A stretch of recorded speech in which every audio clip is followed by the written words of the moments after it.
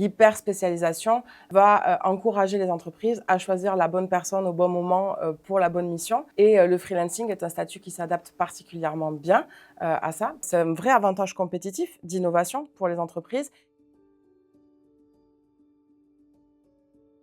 Bonjour Laura Streleski. Bonjour. Vous êtes cofondatrice de La Collab, une entreprise collective de freelance en France et en Belgique, et on va aborder avec vous le sujet du freelancing. Il y a de plus en plus de freelance en France. Quels sont les métiers concernés? Est-ce que vous avez quelques chiffres à nous donner? Tout à fait, le freelancing est en plein boom depuis les 15 dernières années, mais plus particulièrement depuis 2019. On a 2 chiffres à communiquer. Celui plus particulièrement de la prestation intellectuelle va concerner tous les métiers historiquement du marketing, de la communication, du digital, de l'IT, mais aussi depuis plus récemment les métiers data, IA et toutes les fonctions des supports d'une entreprise, RH, commerce, finance. On peut parler d'un chiffre aujourd'hui qui se situe entre 1,2 million et 1,4 million en fonction des études. Il y a eu 300 000 nouveaux indépendants pendant le Covid, dans les 3 années qui ont suivi.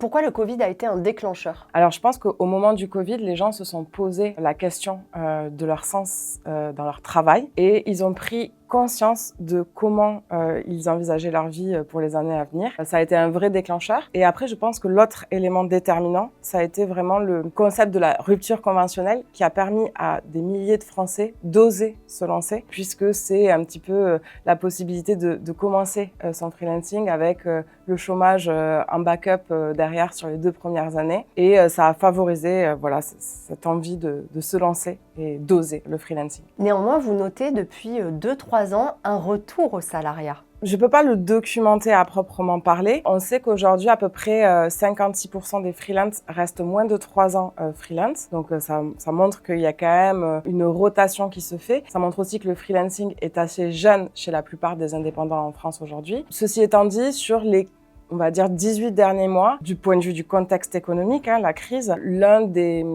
difficultés principales des indépendants, c'est la pérennité financière. Et donc aujourd'hui, c'est vrai qu'on revoit de plus en plus de freelance repartir dans le salariat, non pas par choix, mais plutôt par défaut, parce que quand même, quand on interroge les freelance, ils veulent à 80% rester freelance. Pourquoi les gens deviennent freelance à la base? Alors, les motivations, elles sont diverses. Il y a tout d'abord la liberté de choisir ses projets, ses clients. Il y a également le besoin d'autonomie, de pouvoir organiser son temps, son travail comme on le souhaite, avec notamment le développement du télétravail qui est très apprécié chez les collaborateurs. Et aussi, il y a une part quand même d'être libre de sa rémunération. On voit dans un certain nombre de métiers des rémunérations plus fortes quand on est en freelance que quand on est en salarié. Les TJM sont disparates en fonction des métiers, des seniorités et des besoins dans les entreprises. Mais globalement, le freelancing tend à promettre une rémunération plus avantageuse qu'en salariat.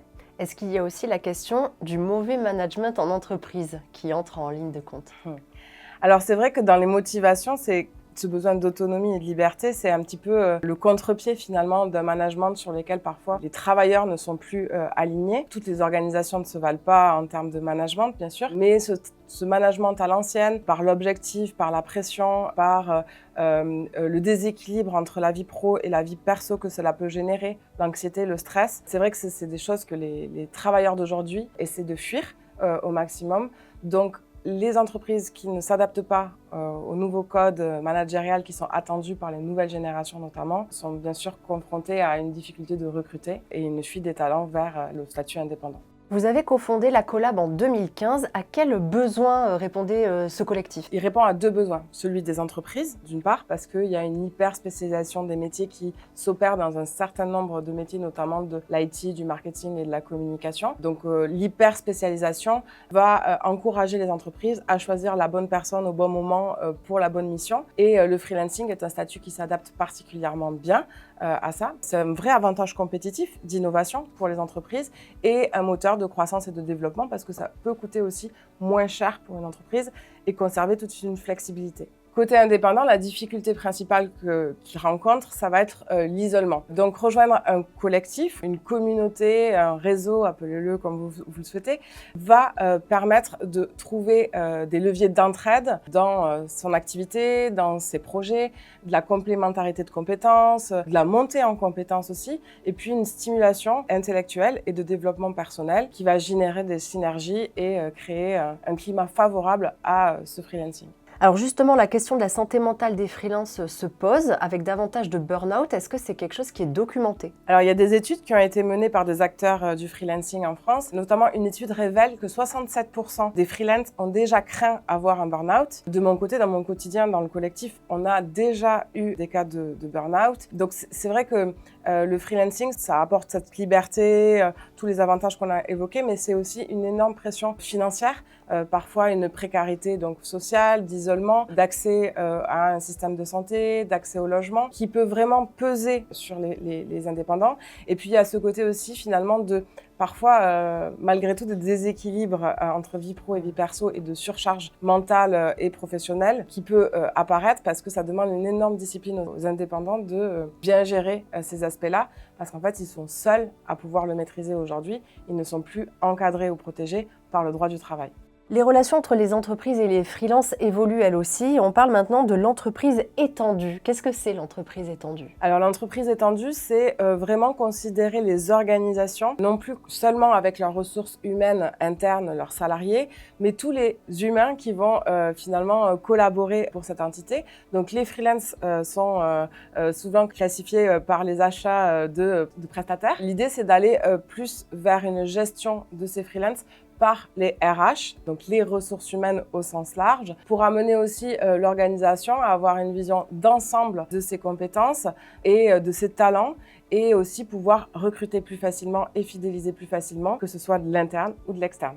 Est-ce que c'est appelé à devenir la norme? C'est vrai que ça va être encouragé encore. Il y a des études qui montrent européennes que peut-être un travailleur sur deux d'ici 10 ans serait indépendant. Je pense que quand même le freelancing ne remplacera jamais les salariés puisqu'on a besoin dans une organisation pour son fonctionnement de compétences qui vont rester dans le temps, qui vont être très alignées, très ancrées dans l'entreprise. Mais ça va être plutôt une forme de complémentarité, d'agilité, de flexibilité qui répondent à des enjeux à la fois des entreprises mais aussi des travailleurs. Est-ce que vous savez si c'est bien vécu par les salariés, du coup, des entreprises, de voir arriver ces freelances qui ont des statuts un peu hybrides? Ils sont parfois jalousés. C'est vrai que on voit toujours le bon côté du freelancing, qui s'affranchit de certaines normes, de certaines règles. Cette liberté est souvent jalousée. Mais je pense que la plupart du temps, que de travailler avec des freelances, ça enrichit beaucoup aussi la carrière d'un salarié, dans le sens où un freelance est souvent ce qu'on appelle un butineur. Il a vu plein d'expériences dans plein d'entreprises différentes. C'est un profil aussi qui va se former toujours en continu parce qu'en fait, pour rester attractif sur son marché du travail, pas de l'emploi, mais du travail, il va falloir qu'il soit toujours à la pointe et tout ce bagage, c'est quelque chose de très enrichissant quand il arrive dans une équipe au milieu de salariés qui va un peu challenger les statu quo, qui va avoir une liberté d'expression, d'initiative qu'un salarié ne peut des fois pas oser prendre et qui va tirer vers le haut toute une équipe de travail, salariés et freelance inclus. Est-ce que vous pensez que les entreprises clientes, du coup, sont en partie responsables du bien-être au travail des freelances qu'elles font travailler? Moi, c'est un gros sujet sur lequel j'aimerais voir évoluer aujourd'hui le droit du travail en France, parce que le droit du travail n'encadre vraiment que le statut salarié. Le droit français impose uniquement des règles sur le respect de l'indépendance des freelances, c'est-à-dire ne pas avoir de dépendance économique et ne pas avoir de lien de subordination. Donc c'est vrai que le client est aujourd'hui très peu encadré sur sa posture. Donc aujourd'hui, les entreprises doivent évoluer en termes d'éthique. Quand ils travaillent avec des freelances, avoir bien conscience que ce sont des êtres humains et que c'est à eux la responsabilité d'entreprendre des relations saines, durables et souhaitables, on va dire. Je pense aujourd'hui que les entreprises doivent avoir conscience que le freelancing, c'est plus un sujet à la marge, c'est vraiment un choix de carrière pour un grand nombre de travailleurs en France aujourd'hui.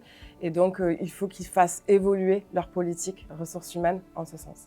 Vous dites qu'il faudrait un cadre peut-être plus clair sur les relations entre les entreprises et les freelances. Pourquoi? Parce qu'il y a des abus? Effectivement, certaines entreprises, n'étant pas encadrées légalement, se permettent des choses qu'elles ne se seraient jamais permis avec des salariés, notamment la pression sur les livrables, sur des délais, des appels le soir, très tôt le matin, avec voilà, des pressions qui sont un petit peu intenables. C'est en ça que j'exprime qu'il faudrait qu'il y ait une évolution quand même du cas du travail. Après, ceci étant dit, le freelance est toujours libre d'arrêter une mission quand il veut et c'est beaucoup plus facile d'arrêter un contrat de prestation qu'un contrat de travail. Mais tous les freelances ne sont aujourd'hui pas armés et pas assez éduqués à prendre cette liberté. Il y a aussi une pression financière qui peut les obliger finalement à accepter une situation qui n'est pas acceptable. Merci beaucoup.